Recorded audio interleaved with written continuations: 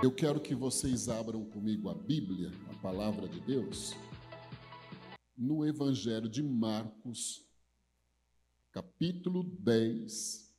Evangelho de Marcos, capítulo 10, onde está inserido o tema do propósito, dos versos 46 ao 52. Amém?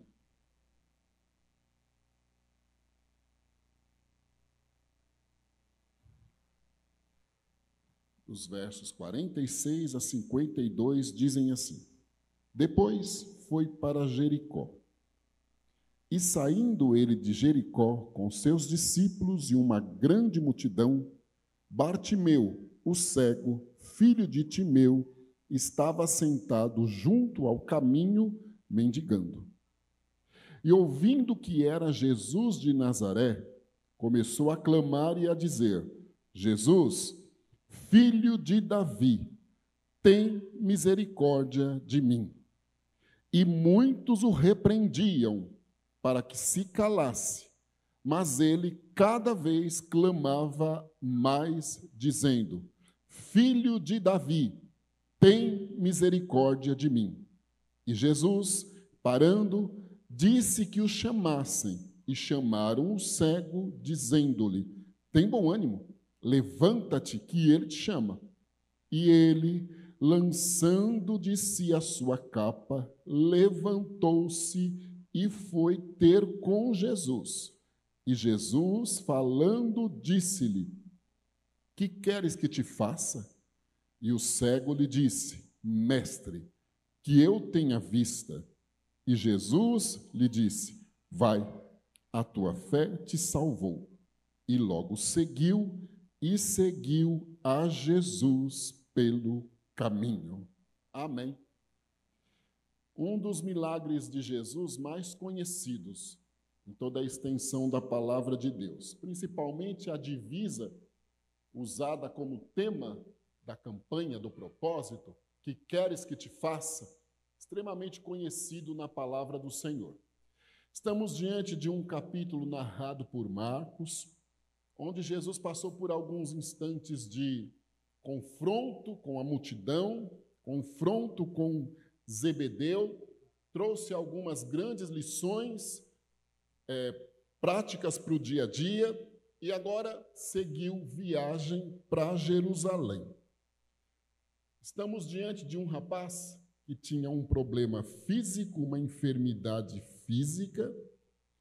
Esta enfermidade física dele causava-lhe um constrangimento, inclusive social, porque era uma consequência para que ele pudesse sobreviver. Ele tinha que ter uma capa, que o governo permitia que isto fosse usado para causar a distinção de que ele era um homem cego, que não enxergava e que, diríamos assim, tinha a liberdade de estar nos passeios, nas ruas, mendigando, que era uma maneira, então, dele ganhar o seu pão de cada dia.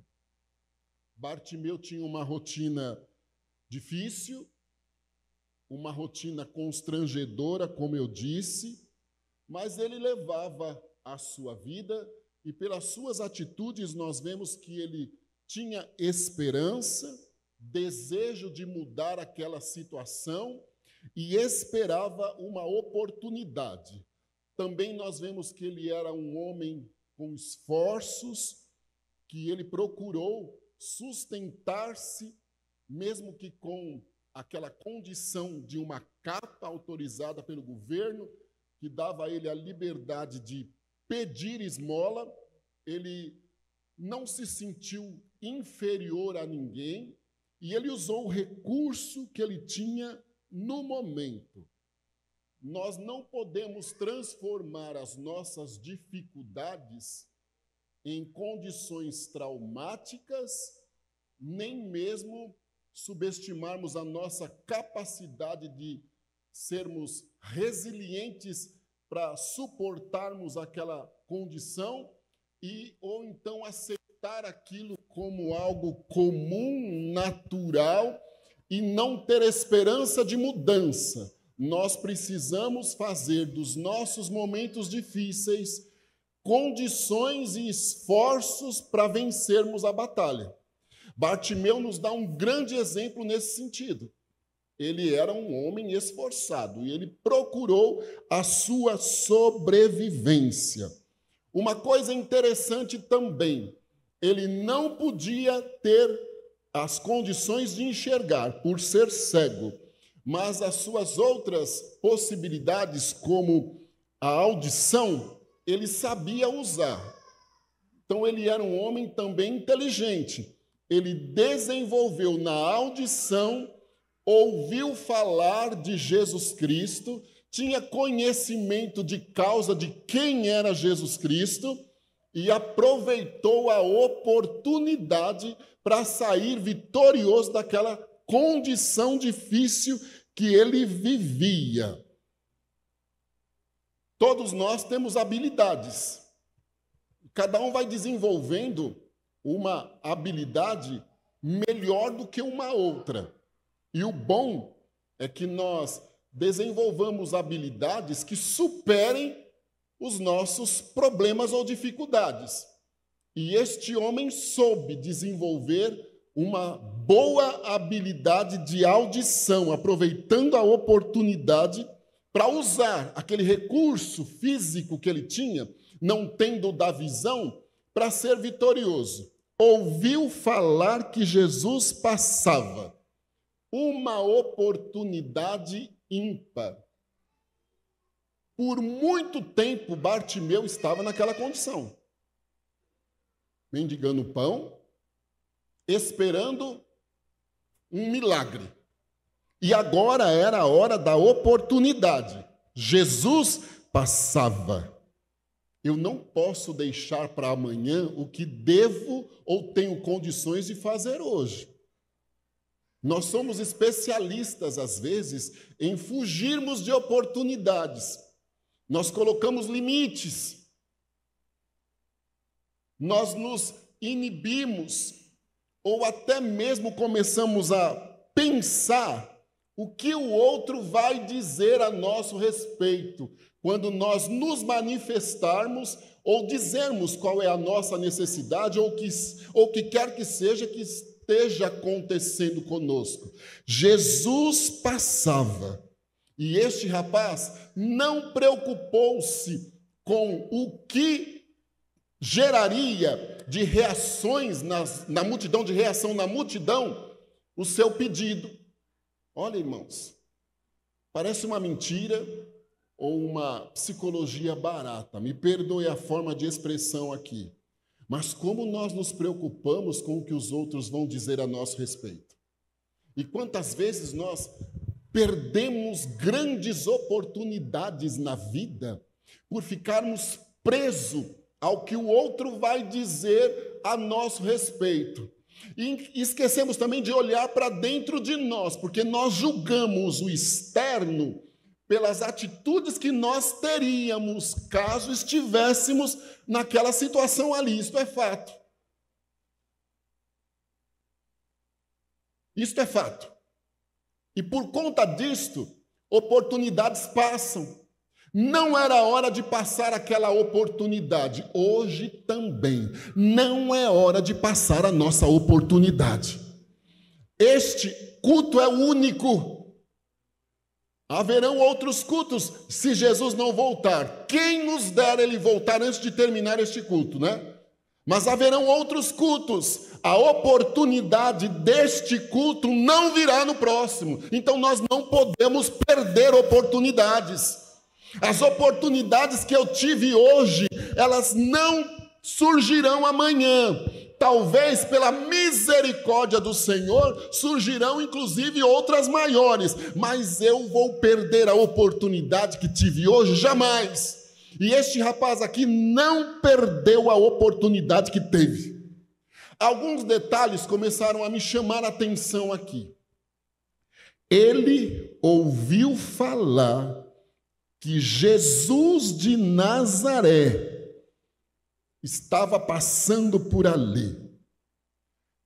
A cidade de Nazaré foi a cidade que Jesus cresceu, depois que eles precisaram fugir para o Egito, porque havia uma ordem de matar as crianças, então a família precisou estar no Egito. Quando retornaram, eles voltaram para Nazaré. Então Jesus foi criado em Nazaré. Não era uma cidade importante na época e ela tinha algumas tarjas. Há um versículo que diz: poderia vir alguma coisa boa de Nazaré? Então esta cidade tinha algumas tarjas não muito agradáveis. Porém, uma coisa me chamou a atenção. Gabriel, o anjo do Senhor, apareceu a Maria quando ela estava em Nazaré. E ali ele anunciou a Maria que Jesus iria nascer através do seu ventre abençoado de uma forma miraculosa. Então Nazaré, apesar de tudo, era uma cidade de vitória e de promessa. Este rapaz sabia o significado de Nazaré. Nós esperamos as bênçãos e nós olhamos a maneira de Deus agir de uma forma quantitativa, nunca qualitativa. E por isso, nós qualificamos as coisas por valores, por locais, por nomes, e nós nos esquecemos que o nosso Deus está acima de tudo isto. Nos esquecemos disso, mas que Deus nos ajude a termos a percepção que o Senhor usa qualidades e não quantidade. Este rapaz aqui, ele tinha noção de quem estava passando, porque ele começa a expressar-se, a gritar. Imagine você estar andando na rua, seguindo Jesus, porque era uma multidão que o seguia para ver milagres. De repente passa por uma pessoa, e esta pessoa com uma capa autorizada pelo governo, mostrando que ele era um deficiente visual, começa a gritar: filho de Davi, tem misericórdia de mim. Outra coisa que mostra que ele sabia com quem estava falando.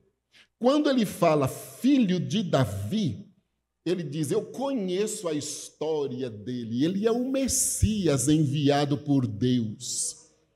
Ele é o Rei eterno. Ele não é uma pessoa comum, não. Enquanto os judeus rejeitavam e não aceitavam um homem que não podia enxergar, que não tinha visão de quem estava passando por ali, tem o sentido correto de gritar: é o Rei, o ungido, o Messias enviado por Deus para resgatar a humanidade. Ele pode curar. Provavelmente conhecia Isaías 61. Diferente do homem que estava lendo e não conseguia compreender. Viu como as coisas são diferentes aos olhos dos outros? Como nós precisamos aprender com os demais? Este rapaz começa a gritar: filho de Davi. Eu reconheço de forma legítima que este é a promessa de Deus que se cumpriu a favor de Israel.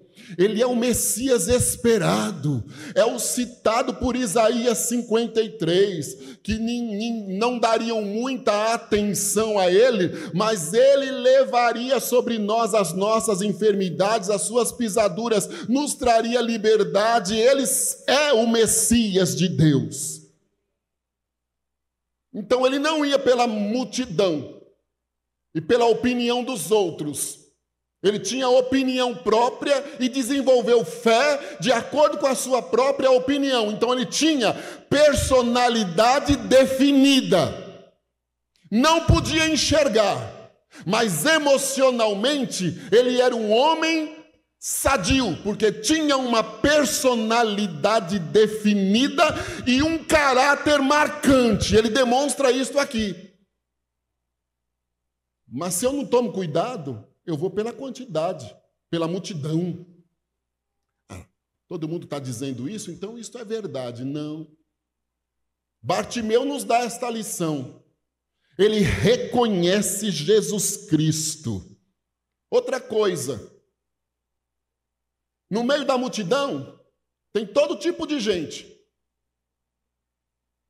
Mas principalmente no meio da multidão que seguia Jesus Cristo, tinha os oportunistas, os fariseus que procuravam uma falha, os individualistas que pensavam somente neles, sem amor ao próximo e dispostos ao que der e vier para receber ali a sua vitória ou ter a sua oportunidade de estar próximo a Jesus. Esse não poderia chegar até Jesus se alguém não o levasse ou se Jesus não fosse até ele, porque ele não enxergava. Então esta multidão, sem amor, começa a repreendê-lo e dizer assim, fica quieto. Ou seja, você nem enxerga. Está aí há tanto tempo nesta posição, por que agora quer nos atrapalhar, chamando a atenção do mestre para você? Uma coisa é certa, a multidão que gritou, hosana ao que vem em nome de Jesus, foi a mesma que disse, crucifique-o e o solte Barrabás. Nós nunca devemos dar ouvido à multidão, e sim ter personalidade própria e saber o que estamos fazendo. Quando disseram para ele, calma aí, ele intensificou os seus gritos, para que pudesse chamar a atenção de Jesus, ou seja, ele tem consciência, ninguém está disposto a me ajudar aqui não. Mas eu ouvi falar que ele é o Messias, o enviado de Deus, que veio de Nazaré, ele é o filho de Davi, o rei eterno. Eu ouvi dizer que ele curaria os enfermos, que sobre ele haveria autoridade. Então não vou me deixar levar por esta multidão que tenta me desanimar, não, vou gritar um pouco mais. E começou a gritar um pouco mais. Irmão, quem sabe hoje Deus está nos convidando a intensificarmos o nosso clamor. Outra coisa, esta multidão, ela foi um instrumento de Deus. Sabe por quê?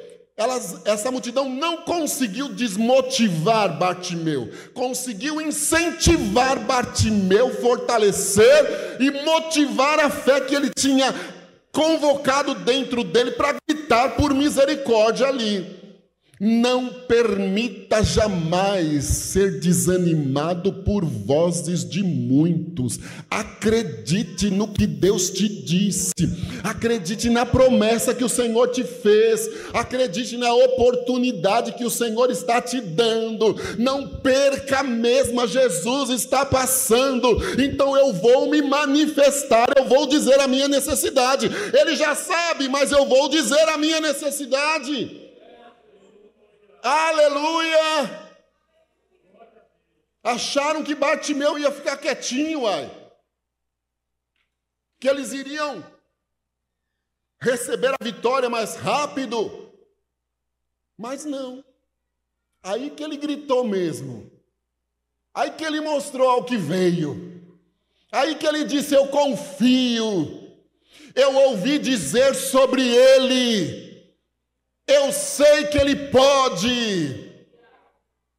São tantas demonstrações aqui, inclusive de humildade.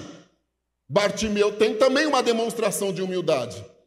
Irmã, você está na última fileira de cadeiras lá? Daqui eu enxergo uma blusa cinza. Eu quero que a irmã, por favor, levante a mão aqui assim. Isto.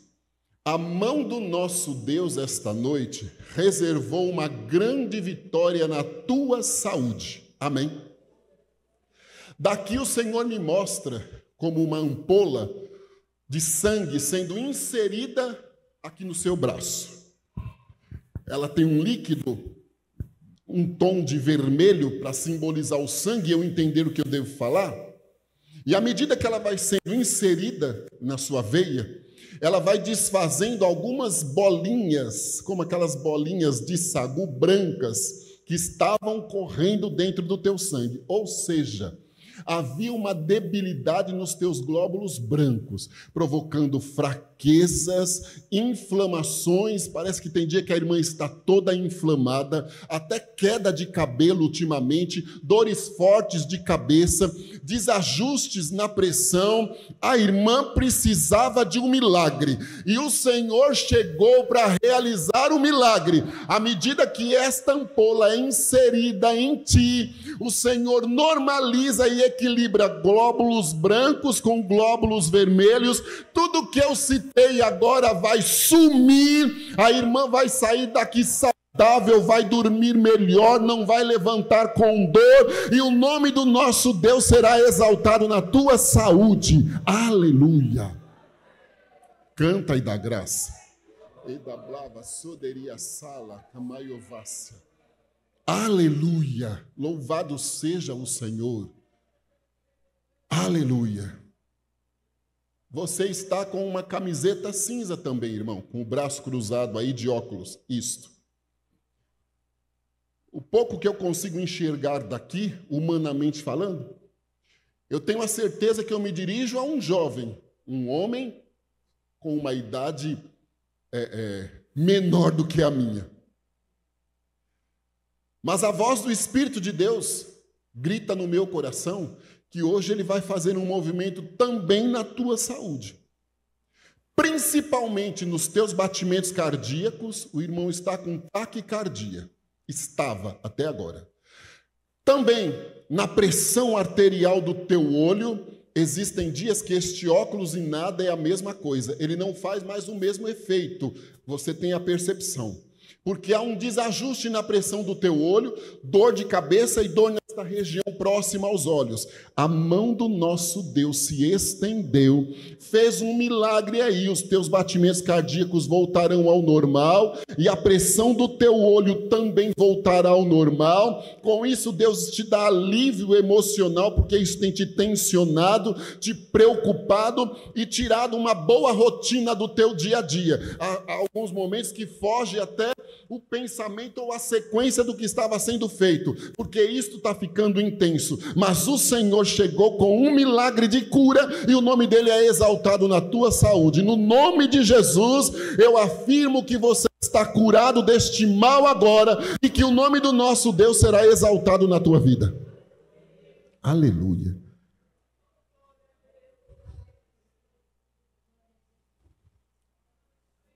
Eu não vim aqui doutrinar. Não faltei às aulas de ética, com todo respeito aqui ao pastor. Mas, irmãos, eu preciso ser bênção para o meu irmão. Às vezes eu não creio na possibilidade de Deus alcançá-lo. Ou, sabe o que acontece? Eu faço comparações e digo, eu tenho tal prova, por que ele não pode ter a prova que ele está passando? Na sequência do capítulo, Jesus daria uma grande lição a Zebedeu, que queria privilégio para os seus filhos. Tem hora também que eu quero privilégio diante de Deus. Eu entro em processo de autocomiseração. Eu me torno um fariseu, porque eu começo a enumerar o que eu faço a mais do que o outro. Quando a Bíblia me diz que por mais que eu faça, ainda vou ser um servo inútil. E que não há quem pague o preço da redenção na cruz do Calvário. A multidão que seguia Jesus, enxergando, com condições de tocá-lo como uma mulher do fluxo de sangue, queria inibir Bartimeu para que ele continuasse aceitando aquela condição que ele vivia. Outros também, pode ter certeza. Eu li um verso de Provérbios ontem, no capítulo 10, falando sobre o homem que faz descaso do próximo. A Bíblia tem tudo, né? Eu cresci E quando, na adolescência, até quando criança, um pouco que eu posso lembrar ainda, minha mãe dizia assim: a Bíblia tem tudo, menino. Chamava atenção, falava não. Quando nós íamos revidar, ela dizia: mas a Bíblia diz assim. E quantas vezes eu dizia: não está isso na Bíblia, não. Mas está. Aliás, na Bíblia está escrito os dias de amanhã. Eu posso planejar os meus, mas a resposta efetiva vem do Senhor. Hoje pode estar sendo programado o iPhone 50. Ele vai estar obsoleto quando sair, porque a Bíblia está além dele. A Bíblia está além dele. Uma multidão sem amor, sem percepção do sofrimento daquele rapaz. Pode ter certeza que talvez muitos passaram por ali algumas vezes e, quem sabe, nunca olharam para aquele rapaz ali com aquela capa que o distinguia. Nunca colocaram uma moedinha no seu cestinho. Mas agora que ele tem a oportunidade de receber vitória, eles dizem: fica quieto, limite-se aí ao seu posto insignificante. Mal sabiam ele que este homem estava impelido pelo Espírito de Deus a acreditar na vitória naquele momento. Então ele intensificou os seus gritos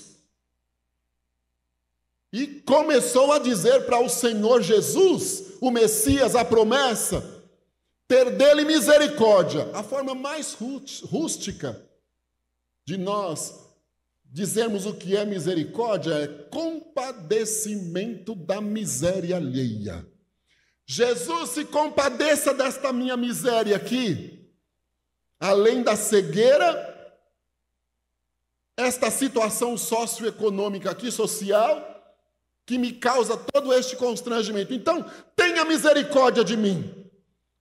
Também ele não era traumatizado e nem escravo daquela condição. Ele tinha aquilo como seu meio de sobrevivência. Mas se ele fosse escravo, conformado, não se manifestaria neste instante. Porque, como eu disse, ele desenvolveu bem a habilidade de ouvir.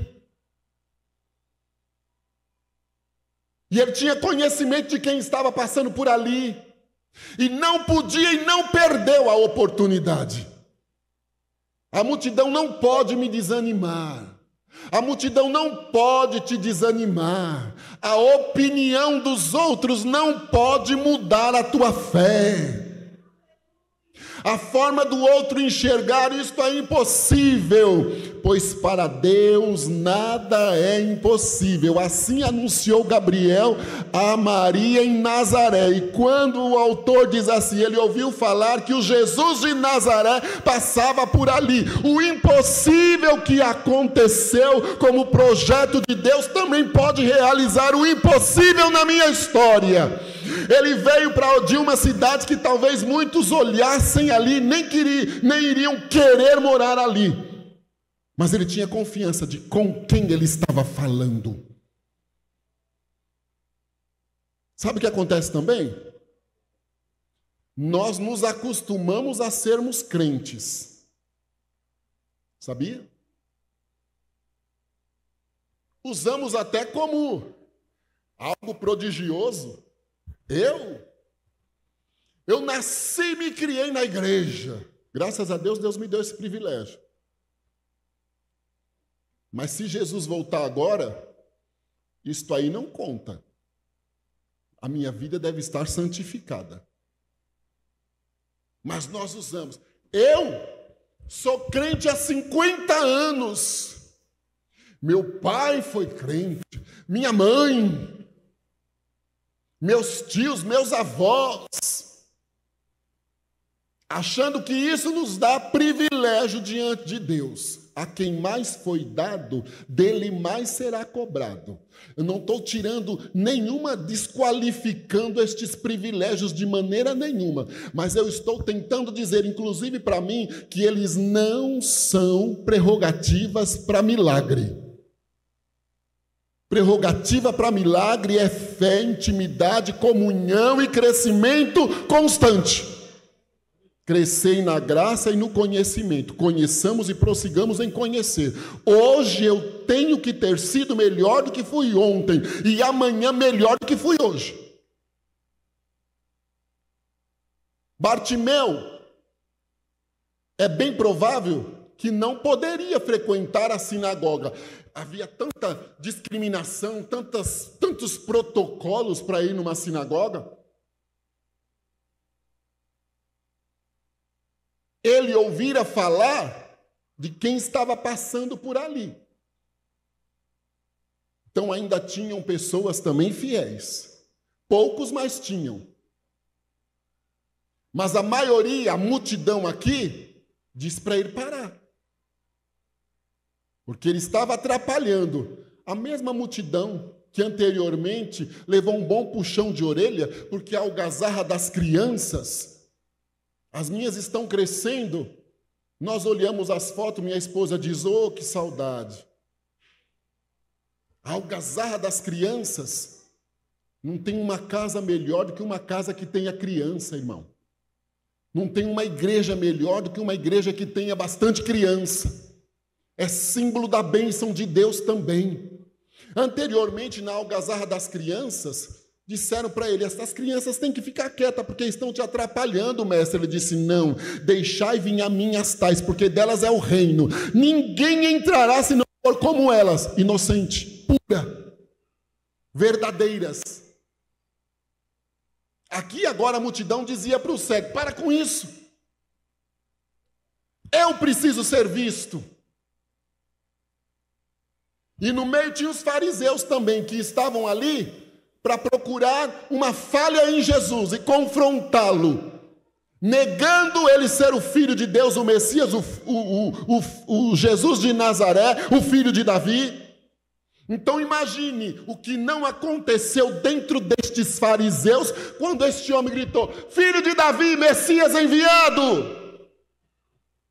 Que como ele mesmo disse, eu vim para cumprir a lei e os profetas. Vim para cumprir a lei e as mensagens proféticas.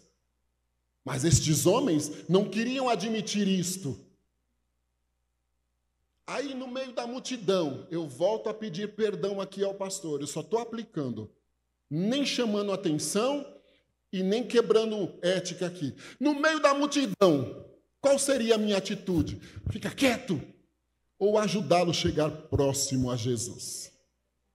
E sendo ele, eu iria me inibir ou eu iria gritar mais alto? Que tal essa reflexão para nós? Mas vamos lá. Ele intensifica, Jesus parou. Opa, alguém está me chamando. Do mesmo jeito que ele parou quando sentiu o toque da mulher de fluxo de sangue. A minha fé deve incomodar o mestre, para chamar a atenção dele para mim. Entenda, irmão? Isso não é evangelho modificado, não. Entenda aqui a aplicação. Eu preciso chamar a atenção de Jesus. E eu devo fazê-lo demonstrando a minha fé, intensificando a mesma. Quebrando os protocolos e não me deixando levar pela maioria, pela multidão. Jesus parou. Ei! Jesus vai parar um pouquinho para nos ouvir agora. Jesus parou. E disse, traga-o aqui. Aí agora a multidão envergonhada, a mesma que eu disse agora há pouco, que gritou, Hosana ao que vem em nome do Senhor. E lá no Sinédrio, solte a Barrabás e crucifique a Jesus. A multidão sem opinião própria. A multidão levada pelo momento. A multidão egoísta.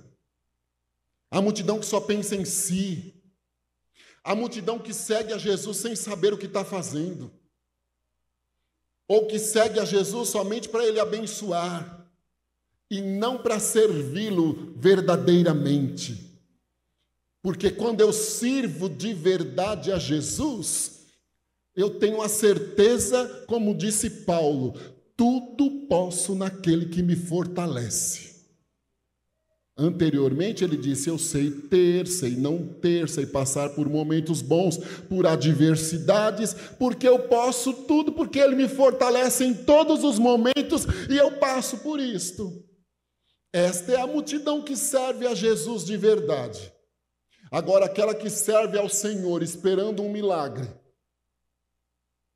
pensando em si, religiosos, cheios de protocolos, limitando a atuação de Deus. Comigo ele só pode agir desse jeito. Ou então, eu sirvo a ele há 50 anos. Ou vive do milagre do ontem, porque ele não cresceu, não prosperou na fé. Então ele tem sempre o mesmo testemunho. Amém pelo testemunho, sim. Mas o que Jesus fez por mim ontem? Anteontem? E a fé que eu tenho pelo que ele fará por mim amanhã, não pode me prender a viver somente de uma condição resolvida. Ela deve ser motivacional, mas jamais algo levado à condição de saudosismo. Às vezes é isso que acontece conosco. Quem somos na multidão, irmãos? Por que eu estou na multidão?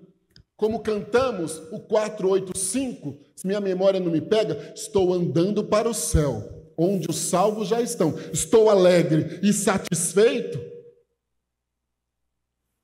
Ou estou servindo ao Senhor por estar acostumado? Ou só para ele me abençoar? E tem que tomar cuidado, porque o exemplo está entre os 10 leprosos. 10 foram curados, só um voltou para agradecer. 9, linha. Nesta multidão tinha os ingratos também. Mas Jesus parou para atender uma única pessoa. Então eu não sou mais um no meio da multidão. Você não é mais um no meio da multidão. Nós somos especiais para o Senhor. Jesus parou e a multidão que disse, fica quieto, agora foi obrigada a buscá-lo. Aí me chamou a atenção um outro detalhe. Ele foi atender Jesus. Mas antes de ir atender Jesus, o chamado de Jesus, a Bíblia nos disse que ele lançou a sua capa, sua marca, sua tarja, sua licença do governo, aquilo que o distinguia, aquilo que era o seu recurso providencial para a sua alimentação e para a sua vida diária. Ele acreditou, eu não posso chegar até Jesus com esta capa. Eu tenho que chegar lá e demonstrar que eu tenho fé que eu não vou usar ou precisar usar mais esta capa. É por isso que eu fiz ele parar. E aí, como está a minha fé? Eu tenho coragem de deixar para trás para alcançar o sobrenatural de Deus, o que é talvez o meu meio de sobrevivência hoje, e que não é o que me alegra, ou que não é o que eu esperava, ou eu não vou ter coragem até para segui-lo. O que não deixar para trás, família, ele não está dizendo para nós deixarmos a família, no sentido literal da palavra. Ele está dizendo que nós não podemos permitir que estes laços ultrapassem o nosso laço e elo de comunhão com ele. Eu devo colocar o elo de comunhão em primeiro lugar. Aí o que comprometer, eu tenho que deixar para trás. Nós queremos um milagre, sim, mas às vezes nós temos ainda uma capinha. Não estou dizendo a capa do pecado, não. Não é isso, jamais. Nós temos a capinha, o plano 2. Se ele não fizer, é claro, se ele fizer, ele é Deus. Se não fizer, continua sendo Deus. Sim. Mas e a minha demonstração de fé? Depois de todo este movimento aqui, depois de todo este constrangimento, ainda ir até Jesus com aquela distinção para ele enxergar, aquilo ser algo que chame a atenção do Senhor como um processo de autocomiseração. Está vendo? Eu sou o Bartimeu, olha a minha capa aqui, ó. Ai, eu sou o coitadinho. Ninguém gosta de mim. Me perdoe, ninguém me deixa cantar, ninguém me enxerga, ninguém me deixa pregar, ninguém me convida para a festinha do meu filho, do seu filho. Ninguém vai na minha casa, ninguém me ligou hoje, ninguém na empresa me enxerga, ninguém vai me dar oportunidade. Mentira! Mentira! Se eu quero vitória, eu preciso deixar para trás vestígios, capas, que distingue um momento difícil que eu estiver atravessando. E não é algo simples. É demonstração de fé. E a fé deste rapaz seria provada. Sabe por quê? Quando ele chegou até Jesus, ele pode ter imaginado quem estava ali com ele, né, os espectadores. Jesus, me perdoe o termo, Jesus ia fazer uma mágica lá e ele ia enxergar os místicos. Crente místico. Não.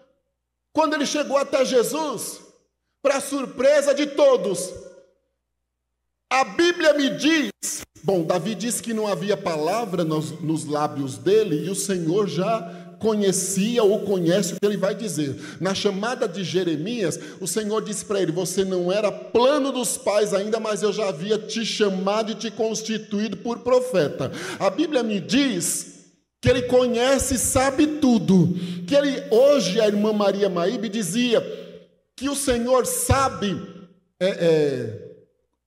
a quantidade de cabelos que nós temos. Eu dei risada que ela disse assim, quando eu vejo cabelo no chão, eu digo, foi permissão de Deus, caiu porque Ele permitiu. É verdade, irmão. Parece coisa de crente fanático, mas não é não. O Senhor sabe tudo. O teu amanhã está escrito na agenda do céu. E é agenda de vitória. Aleluia. O Senhor sabe tudo. Mas olha, você levantou a mão. Faça assim, por favor. Ali.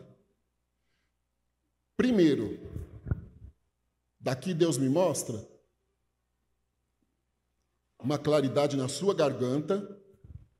E Ele ministra no meu coração que Ele é o seu endocrinologista hoje. Deus está trabalhando nas funções, Ele não é obsceno e nem expositivo. Deus está trabalhando no metabolismo hormonal seu. Ele está lento. Está havendo retenção de líquido. Você sente peso no pé e nas pernas por conta desta retenção de líquido. As mãos também, já está avançada uma condição de ácido úrico nas tuas mãos, elas são quentes e geladas com uma facilidade terrível, às vezes elas coçam muito, dizem por aí que é dinheiro, né? É uns ditados do mundo aí, né? Não, o seu não era não, o seu era um problema relacionado à acidez, ácido úrico, por conta destas disfunções aqui.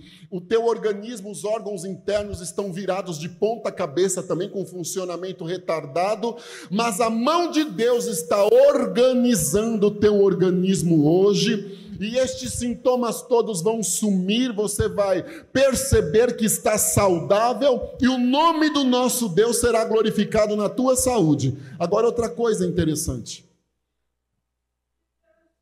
Não tem como eu sublinhar isto.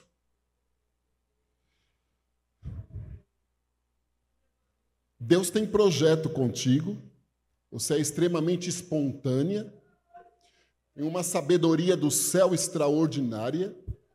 O Senhor te dá condições de resolver um problema que 10 estavam tentando, você olha e tem aquela agilidade, mas o teu emocional está abalado, machucado, traumatizado, e você está com ferramentas celestiais guardadas na caixa e dizendo para Jesus te dar um tempo. Boa parte destes problemas de ordem de endocrinologia, eles eram emocionais também. Mas o Senhor vai colocar a ferramenta, a caixa de ferramenta espiritual, nas tuas mãos hoje novamente. E Ele diz para você pegar e usar elas. Você diz ao Senhor que Ele precisava te mudar em algum aspecto. Porque tem dia que você mesmo diz, Deus, eu sou tão chata que eu não consigo me suportar. Olha, irmã, eu não exponho ninguém, não. Aqui grande é o Senhor aqui. Mas não tem como eu tirar a palavra, senão vai ficar incompreensível. Aí queima meu filme, inclusive. Você mesmo diz ao Senhor, Deus, eu sei que eu preciso mudar. Deus vai te dar as caixas de ferramenta nas mãos novamente. Desenvolva as tuas habilidades. Ele vai te dar graça e paciência. E o nome dele vai ser exaltado na tua história. E para concluir, Jesus me diz que vai lançar o anzol na tua família. E ele vai trazer de volta a ovelha perdida da casa de Israel. Haverá um movimento de salvação, de retornos.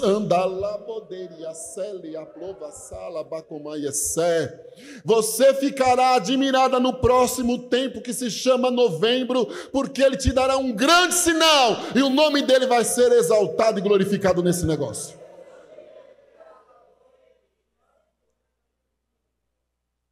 A prova da fé de Bartimeu. Jesus diz a ele assim, o que é que você quer que eu faça por você? Eu estava dizendo que Jesus sabe de tudo, vai. O que é que você quer que eu faça? Aí ele vai e responde de forma objetiva. Diferente de mim. Ah, eu sei, Senhor, que o Senhor pode. Ah, mas nada contra o automóvel que eu vou dizer aqui. Mas a gente até ouve, minha mãe contava uma história de um irmão que dizia, Jesus, o Senhor pode me dar um automóvel, nem que seja um Fusquinha. Hoje ele é caro, né? Ele é uma relíquia. Nem que seja um Fusquinha, Jesus. Subestimando a capacidade de milagres de Jesus, a sua fé. Este foi o objetivo. Às vezes eu fico anos na igreja orando sem objetivo nenhum. Não sei por que estou orando. Senhor, que eu veja. O que Jesus respondeu para ele? A tua fé. Cadê o ai? O que foi que Jesus respondeu para ele? Vai. A tua fé te salvou. Logo ele viu. Primeiro a preocupação do Senhor foi espiritual. Não adianta eu enxergar e não ser salvo, fisicamente falando. A primeira visão, então, também foi a visão espiritual. Eu preciso ter a minha visão espiritual aguçada. Porque ela me trará discernimento. Discernimento me traz sabedoria, equilíbrio, temor ao Senhor, que é o princípio da sabedoria. A primeira preocupação foi a sua vida espiritual, a garantia da vida eterna. Então vai, a tua fé te salvou. Acabando, ele viu. A saúde física veio. E o que este homem fez? Seguiu a Jesus. Mostrou ao que veio no meio da multidão. Não era oportunista. Usou o seu milagre como testemunho. Seguiu a Jesus para ajudá-lo, para que outros vissem também a sua condição anterior para aquela de seguir a Jesus. Uma demonstração de transformação. A palavra tem que me transformar. Eu não posso continuar com vestígios do mundo, com capas do mundo. A palavra tem que me transformar. E a minha vida tem que ser o testemunho que Jesus me transformou. Este homem tornou-se um testemunho vivo com Jesus. E a multidão que disse, fica caladinho, agora acompanhava Jesus com um rapaz curado. Ele não iria mais interromper a multidão gritando pelo milagre. Agora ele seria um destaque de milagre no meio da multidão. Deus transformou a história de vida dele. É o que o Senhor tem para nós hoje. Jesus transforma a história de vida. Jesus muda e muda por completo. Amém, queridos?